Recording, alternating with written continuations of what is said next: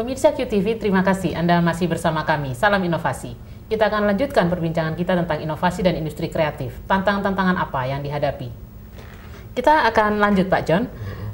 Bagaimana Pak John melihat cara-cara untuk menyuburkan berkembangnya industri kreatif itu sendiri, dan juga tantangan apa yang paling krusial direspons oleh Indonesia?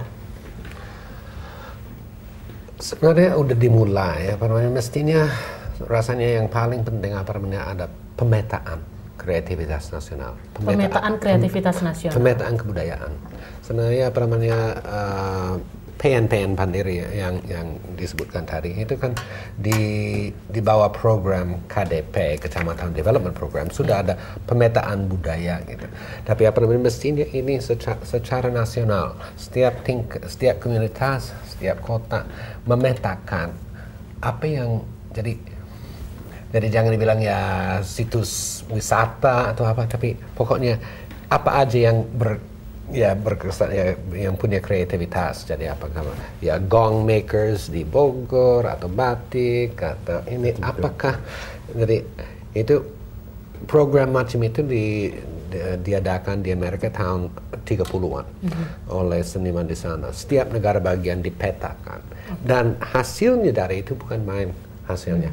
Jadi pada waktu itu direkam semua legenda-legenda budak misalnya, lagu-lagu tradisional, dan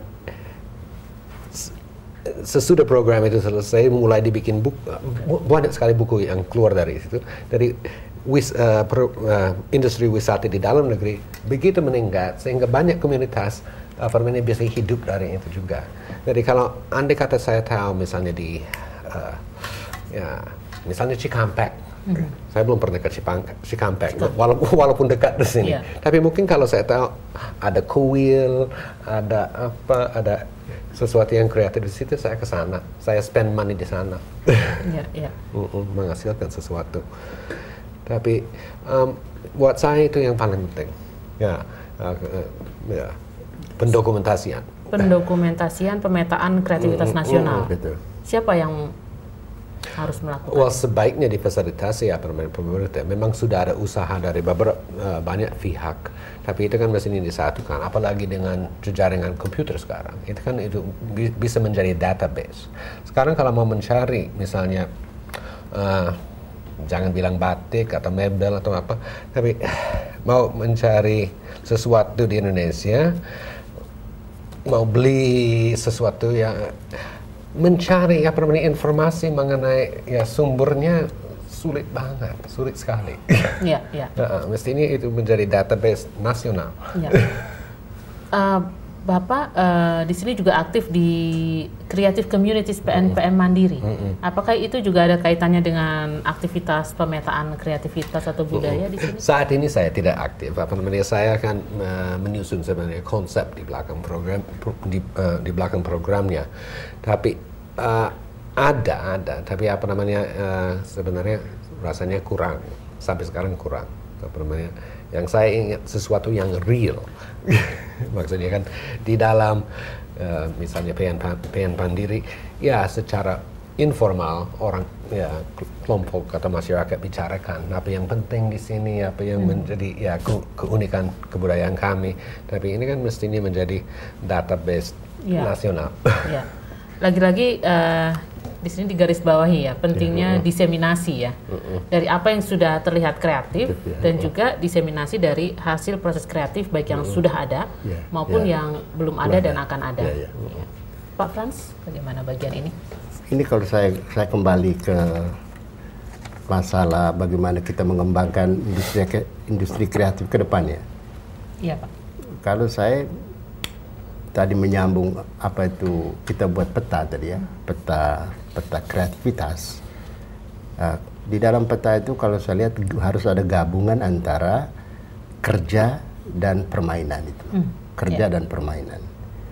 Dengan gabungan kerja dan permainan, maka umpamanya budaya pramu di Irian itu pasti kreativitasnya beda karena dia kerjanya kan meramu. Belum ada tradisi petani.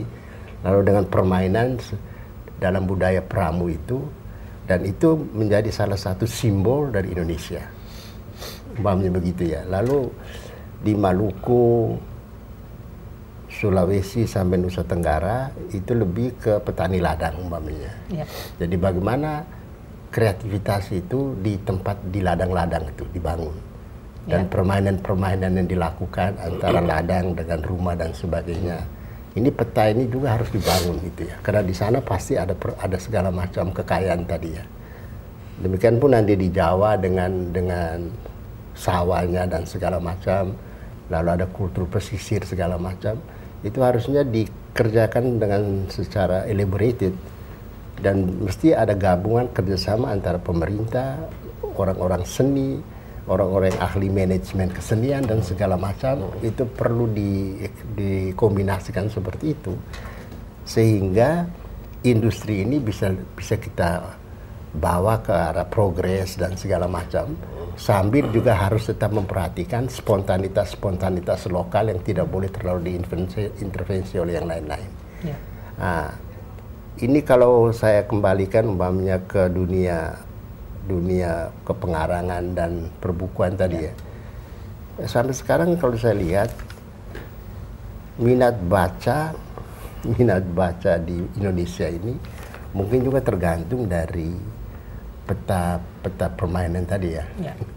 Kita tidak bisa paksa umpamanya orang Irian yang masih budaya pramu dengan bermain di hutan-hutan disodori buku-buku dari Jakarta, malah dia mau baca itu loh ya. Jadi dengan demikian saya kira diperlukan orang-orang volunteer atau siapa saja yang coba menggerakkan kreativitas apa lewat baca atau lewat tempat pertemuan seperti ini atau lewat permainan dan sebagainya.